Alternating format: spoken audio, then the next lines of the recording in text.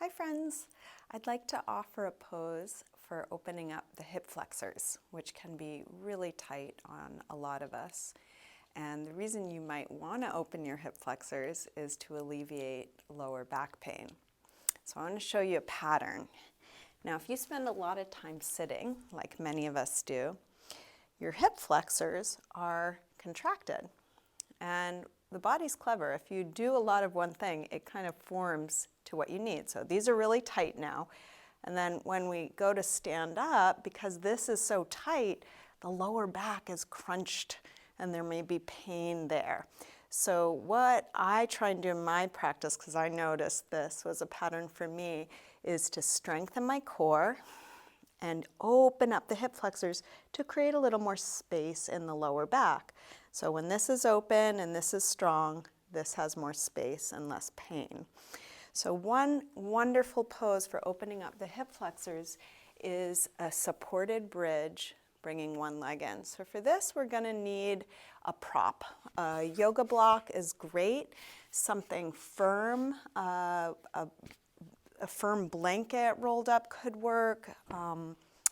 Perhaps an extra rolled up yoga mat. You might search around your house if you don't have yoga blocks for something that could work. So what we're going to do is slide the block or whatever you've found under your sacrum. So we want this a little lower than the lower back. And then let the hips just rest down. You could experiment with the height of your block if you have a second block or you have one of the thicker blocks that you could turn it on its medium side. So the block could be low or high. And then just resting in this position can be so great. This is a very gentle inversion. The hips are higher than the heart. Good position to just let go and release into. And then from here, we're going to add the hip flexor stretch. So if you bring your right knee to your chest, you can grab hold of your leg, and it could be up around the top or back behind. You could hold with just one hand or both hands, however it works for you. And you want to hug your knee in as close as you can to your chest. Now we're going to straighten the other leg and let that straight leg hang towards the floor. So the more you hug your knee to your chest, the more you let that straight leg hang, the more of an opening there can be on the front of the left hip flexor. And we could just hang out here for a couple breaths. Now when something's really tight, sometimes you may lose sensation. You might not even feel a stretch here. So imagining can be a bridge between what you can't yet feel and then starting to be able to feel. So imagining each time you exhale that the front of that left hip is just yawning open or softening or releasing.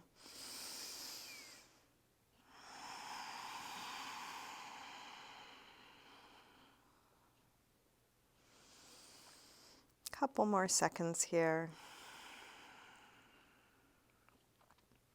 Let's release this side and switch to the other side. So now we'll grab the left knee, hug it in as close as you can, and straighten the right leg and let that straight right leg hang towards the floor, imagining the front of the right hip yawning open. So you can see this leg position on the right side in this pose is the opposite of sitting. So sitting is flexed and this position is opening, extending. So if you spend a lot of time sitting, this could be a great counter stretch, a counter pose to too much hip flexor flexing.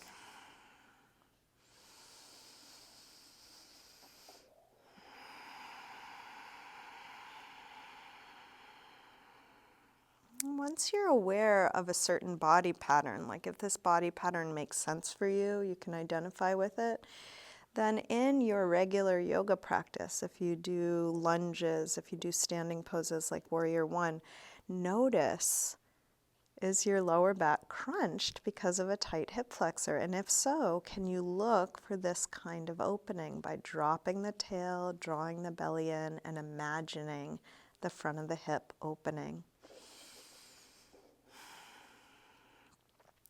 When you feel even on the two sides, let's come to some neutral shapes. You have a couple choices.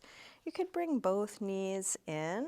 You could go back to both feet on the floor. You could straighten both legs along the floor, or you could take both legs up in the air, or Viparita Karani. This is, again, another very gentle inversion. This one gets the reverse of gravity all the way through the legs. If the height of the blocks or placement of the blocks seems like it's not ideal, you can always adjust it. I like to go down a notch for this pose. Whichever position you've chosen, how much can you let go? So it's not totally passive, otherwise you would probably fall off your block, but how much can you release? Can you let the muscle just hang on the bone? Can you totally relax your belly, your face, your hands?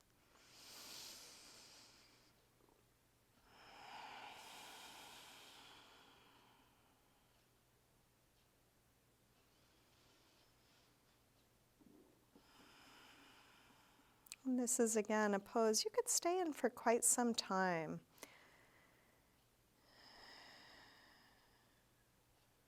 Just letting your body unwind in layers.